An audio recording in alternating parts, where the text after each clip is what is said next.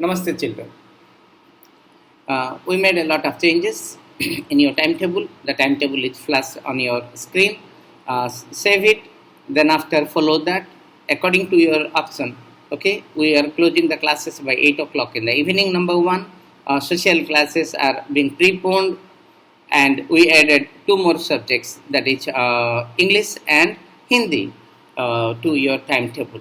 Hope you will enjoy. And we also started full-fledged classes for class 9 for more than 4 hours per day. We discussed yesterday about the role of culture in the revolutions that happened in Europe. Today we learned about Grimm brothers in Germany. They published the folklores tales. For 7 years, they moved around the villages to collect the folklores. They edited them, then they published in volumes. Okay, credit goes to them that they made 33 volumes of dictionary in Germany. Clear? They were quite rich. They spent money. They were the supporters for liberal democracy. They were the opponents of France. I am talking about Grimm brothers. They opposed French rule in Germany. They said that German must become a nation. Therefore, they published books to rouse the growing nationalism sentiment among the people of Germany through folklores. And for that, they sacrificed a whole lot of life. They were law students. Okay, after pursuing law, they jumped into press to print, to publish books for the children. And what are those books? The books related to village stories, folklores, folk tales, etc. That encouraged the national feeling among the people of Germany. That is the greatness about Grimm brothers. We are talking about 1830. Slowly, there were many changes in Europe, and changes including what you call the increase in population due to scientific development, due to industrialization, due to low death rate. That is number one. Number two is increasing unemployment due to increase in population. Number three, the small workers, producers, okay, they faced competition from the machine goods of Great Britain. Great Britain developmental stage was a bit higher compared to the rest of Europe. So the European small scale producers, they failed to compete with the British production. Nextly, there was migration of people from agriculture, rural Europe towards urban areas. So urbans became overcrowded, and the laborers, they were compelled to live in slum areas. You know what is slum? Okay, gully, basti. Other than these, there were many other problems of the feudal lords. The landlords were powerful, the aristocrats were powerful, therefore the farmers, they were the taxpayers, and they were very much angry on the aristocratic people. It's because of the growing taxation. All this led to popular revolt in many countries, almost all the countries of Europe, starting with France. In 1848, there was food shortage, there was unemployment. Therefore, people of Paris in France, they came to the roads, they broke the barricades, and they put that much of pressure, agitation, that Louis Philippe was forced to leave. People started a National Assembly, proclaimed a republic, granted suffrage to all adults. Okay, one National Assembly was proclaimed. They declared their country a republic, granted suffrage, that is voting right, to all the adult males above 21, remember, not for women, and guaranteed the right to work, that is, employment exchanges were set up to enroll the unemployed people, to give them jobs. In 1845, weavers in Silesia agitated against the what you call the middleman, okay, to whom they used to supply the raw materials for cloth manufacturing, and they said that the payment is less. Therefore, they started agitation. Nearly 18,000 they agitated on 4th June, okay, and they fought against the contractors for demanding higher wages. by 1848 in Europe, there was a revolution of the liberal students. The liberals got the opportunity. Whenever your opponent is weak, at that time only you need to fight against. Okay, when they are strong, it's difficult to fight. Even Gandhi's principle is also like that.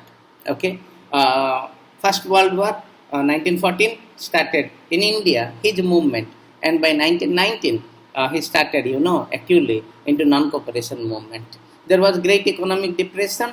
That is in 1929-30. He started his civil disobedience movement in India. So always that is the principle of great leaders. And here too, when the opponent is weak, when there is a large scale unemployment, there is a revolution, there is food shortage, the farmers are not getting proper money, the workers are not happy, the slum dwellers in the cities, they are under poverty, okay, because of, that is called pauperism.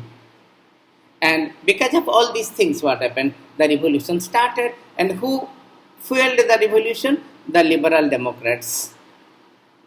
Because of the liberal democrats, now the empires got afraid of. And what did the liberal democrats do? They led the revolutions, particularly by middle class.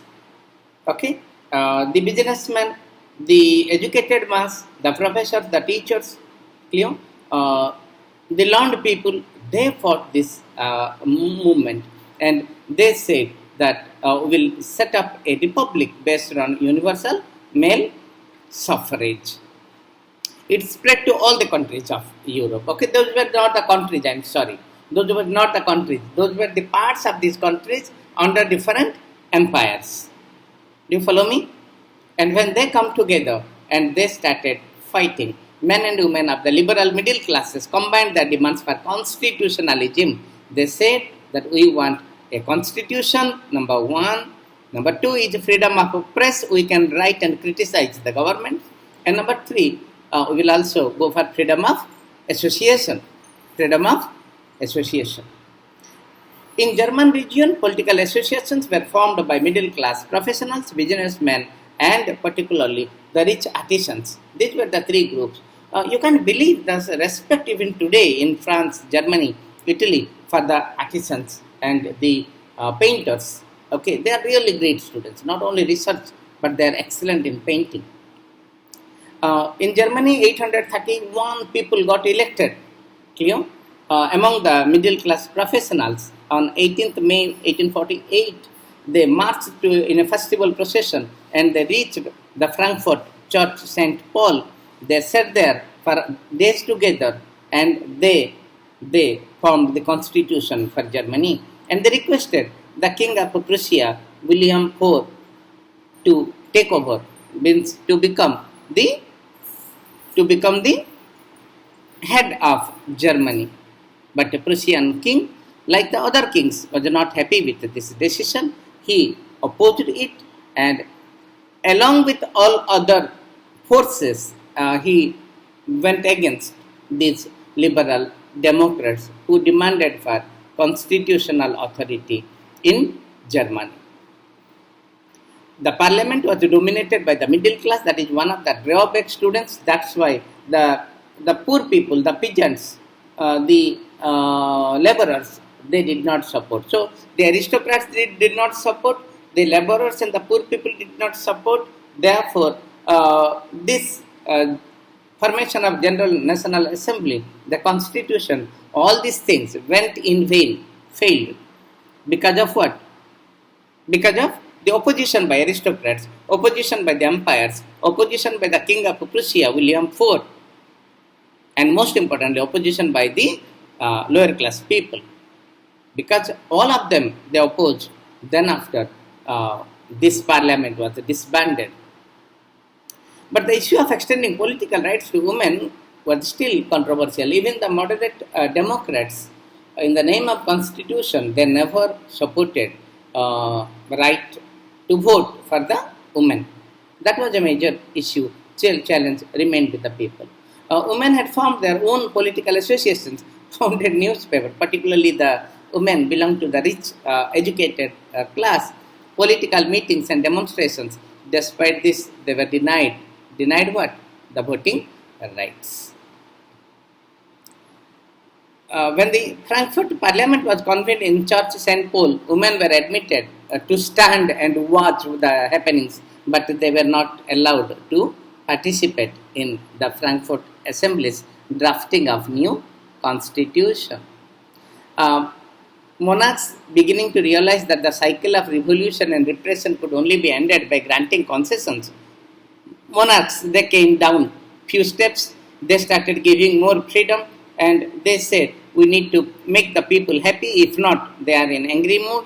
Therefore the monarchs, the autocratic monarchs of Central and Eastern Europe began to introduce changes, clear, that had already taken place in Great Britain, giving more power to the workers, more money to them.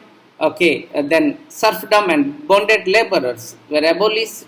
Okay, like in Russia, in Habsburg dominion areas. Then the Habsburg rulers, particularly, they granted autonomy to the Hungarians in 1867.